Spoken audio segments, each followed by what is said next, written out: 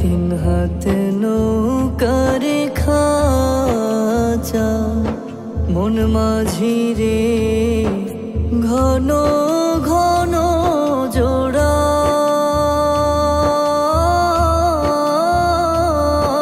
S K. আল ইসলাম অন্যায়কে কখনোই প্রশ্রয় দেয় না, আর তার জন্য কঠিন থেকে কঠিনতম শাস্তির ব্যবস্থা করা হবে।